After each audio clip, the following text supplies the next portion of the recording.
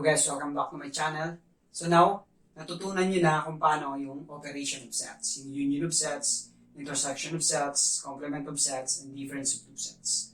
Now dito naman, sasagot naman tayo ng series of operations in sets. So, solve tayo ng example. Given universal set U, subset A, subset B, and subset C. For number 1, find the union of complement of A and complement of B. So, paano to? So, pag ganito, yung gagawin lang natin, una, solve muna natin yung complement of A, solve natin yung complement of B, then kunin natin yung union nila. Okay? So, inuuna natin yung complement. So, solve muna natin yung complement of A.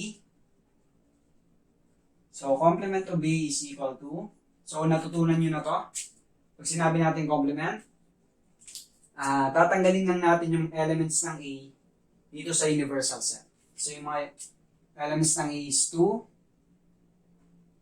4, 6, 11, and 14. Okay? So, tanggalin natin dyan sa universal set. Yung matitira, yun yung complement of A. So, ano yung matitira doon? 5, 7, 20, and 21. Okay? Tinanggal lang natin sa universal set yung mga elements ng A. Okay? Then, solve natin si complement of B naman. So, tanggalin naman natin sa universal set yung mga elements ni B. Okay, yun lang yung complement. So, mga elements ng B, that is 4, 5, 7, and 14. So, tanggalin natin yan sa universal set. Ano matitira? That is 2, 6, 11, 20, and 21. Okay? So, ito lang yung natira. Tinanggal natin yung mga elements ng B. And then, kunin natin yung union ng dalawang set na to. Kasi hinahanap natin yung union of complement A and complement of B. So, ano yung union ng dalawang to? So, again, pag sinabi natin union, pagsasamahin lang natin yung mga elements ng dalawang set.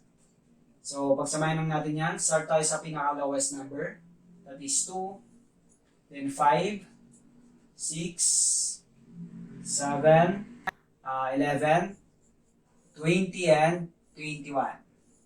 Okay? So, yung mga elements dito, elements lang ng complement of A and elements ng complement of B, pinagsama lang natin sa isang set. Okay? Union. So, ito na yung final answer. Next naman natin is complement of A minus complement of B. Okay? Difference of two sets. So, same lang din. Unahin muna natin yung complement of A, then yung complement of B, then kunin natin yung difference nila. Okay? So, nasolve na natin kanina yung complement of A and complement of B. So, kunin na natin yung difference ng dalawang to. So, dahil A minus B siya, so, yung mga elements ng B na nandito sa A, tanggalin natin. Okay? A minus B. So, elements ng B na nandito sa A, ano yun? 20, same silang may 20, same silang may 21. So, tanggalin daw natin yan sa B, okay? A minus B. So, anong matitira? 5 and 7 na lang, okay? Then, how about complement of B minus complement of A? So, same lang. Kunin muna natin yung complement of B, then kunin natin yung complement of A, then subtract natin. So, nasolve na natin. So, B minus A naman to. So, tanggalin naman natin yung elements ng A dito sa B. Okay? So, yung elements ng A na nandito sa B, that is 20 and 21. Okay, so, tanggalin daw natin yan sa B. So, anong matitira sa B? 2, 6, and 11. Okay? And for number 3 natin, para sa series of operations and sets, find the complement of the union of A and B. So, dito, unahin natin yung nasa loob. Unahin natin yung nasa loob ng parenthesis, yung union of A and B. So, kunin muna natin yan. So, ano yung union ng A and B? So, pag sinabi natin union, pagsasamahin lang natin yung elements ng A and B.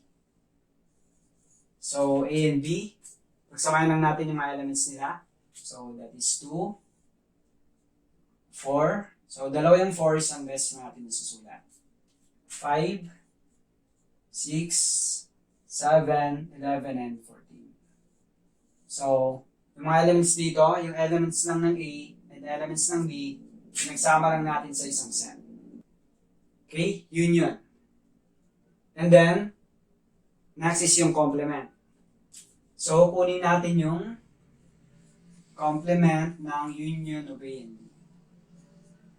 So, pag sinabi natin complement, tanggalin lang natin yung mga elements na to sa universal set natin. Okay? So, tanggalin natin siya sa universal set natin. 2, 4, 5, 6, 7, 11, and 14. Okay? So, itong 2, 4, 5, 6, 7, 11, and 14, tatanggalin natin sa universal set. Okay? Yun yung ibig sabihin ng complement. So, anong matitira pag tinanggal natin yung mga elements na yun? 20 and 21 na lang. Okay? So, yun na yung complement of the union of A and B. Okay? So, for number 4 natin, the union of intersection of A and B and C. So, pag ganito, meron na tayong dalawang operation, intersection and union. Inuuna natin yung operation sa left. Okay? Nag-start tayo sa left. So, ano yung una? Intersection. So, solve muna natin yung intersection ng A and B, then kunin natin yung union nito, saka yung C. Okay? So, intersection of A and B. Pag sinabi natin intersection, yun lang yung mga common na elements sa A and B. So, elements na makikita natin sa A, na makikita rin natin sa B. So, ano yung mga yun? 4 and 14. Okay? So, yun lang. So, yun yung intersection nila. 4 and 14. Okay, yung common na elements. Then, nakuha na natin siya. Kunin natin ngayon yung union nito. Yung intersection ng A and B, tsaka yung C. So, ano yung C natin? Ito. Okay, so, kunin natin yung union nitong dalawang set na to. Pag sinabi natin union again, pagsamahin lang natin yung mga elements nitong dalawa. So, lowest number sa kanila is 4. Next is 7. 11, then 14, 20, and 21. Okay? Union of the intersection of A and B and C. So, yung intersection ng A and B, saka yung C, pinagsama natin lang yung mga elements nila sa isang set. Okay? And for number 5, last problem natin, the intersection of A and the union of B and C. So, makikita nyo, meron siyang parenthesis. Okay? So, pag ganito, inuunan natin lagi yung nasa loob ng parenthesis. Okay? So, solve muna natin siya, yung union of B and C. So, union of B and C.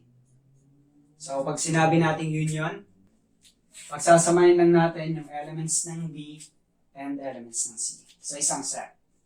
So, 4, 5, 7. So, may dalawang 7. Pero isang beses lang natin isusulat. 11, 14, 20, and 21. Okay? So, yung mga elements dito, elements lang ng B and C, pinagsama lang natin. Okay? Union. And then, solve na natin yung nasa loob ng parenthesis. Kunin na natin yung intersection nila. Okay? So, yung intersection nito, yung union ng B and C, tsaka ng A. Okay, so intersection. Intersection. So, kunin lang natin yung common na element sa kanilang dalawa. So, ano yung makikita natin dito na makikita rin natin sa A? So, 4. So, may 4 dito. May 4 din dito. Next, 11. May 11 dito, may 11 din dito. Then, 14. Same silang may 14. So, yun lang. So, yung intersection nila is 4, 11, and 14. Okay? So, therefore, the intersection of A and the union of B and C is 4, 11, and 14. So, ganun lang. So, yun lang para sa series of operation and sets. So, kung nakatuloy yung video ito, please comment below. Thank you for watching and don't forget to like this video.